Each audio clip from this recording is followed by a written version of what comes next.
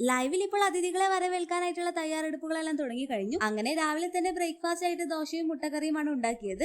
എന്നാൽ അതിഥികളെല്ലാം ഏതു നിമിഷം വേണമെങ്കിലും കയറിയേക്കാം എന്നൊരു ധാരണ കുടുംബാംഗങ്ങൾക്കുള്ളത് കൊണ്ട് തന്നെ അവർക്ക് കൂടി വേണ്ടിയിട്ടുള്ള ബ്രേക്ക്ഫാസ്റ്റ് എല്ലാം തയ്യാറാക്കുന്നുണ്ട്. എന്തായാലും വൈകുന്നേരത്തോടു കൂടി അതിഥികളെല്ലാം എത്തും. പിന്നീട് അതെല്ലാം കഴിഞ്ഞ് കാണിക്കുന്നത് പൊട്ടിക്കറിയുന്ന അപ്സരയാണ്.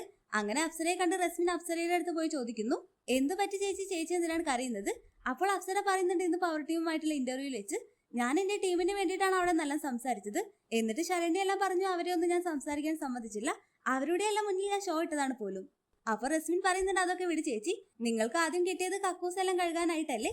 ഇപ്പോൾ ചേച്ചി എല്ലാം പവർ ടീമിന്റെ അടുത്ത് അത്രമാത്രം സംസാരിച്ചത് കൊണ്ടാണ് അതിഥികളെ എന്റർടൈൻ ചെയ്യാനായിട്ടുള്ള ഓപ്ഷൻ പവർ ടീം നിങ്ങൾക്ക് തന്നത്.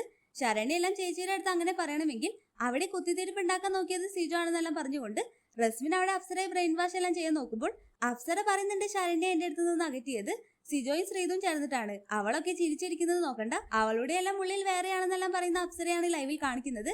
എന്തായാലും അപ്സര ശ്രീതുവിനും സിജോയ്ക്കെതിരെ തിരിഞ്ഞു കഴിഞ്ഞു. ഇനി അപ്സരയുടെ ഗെയിം പ്ലാൻ എന്തായിരിക്കും എന്നെല്ലാം നമുക്ക് കാത്തിരുന്ന് കാണാം. ഹോട്ട്സ്റ്റാർ ലൈവ് അപ്ഡേഷൻ ചാനലിൽ ഉണ്ടാകും. ആദ്യമായി കാണുന്ന പ്രേക്ഷകർ യൂട്യൂബ് ചാനൽ സബ്സ്ക്രൈബ് ചെയ്യാൻ മറക്കേണ്ട.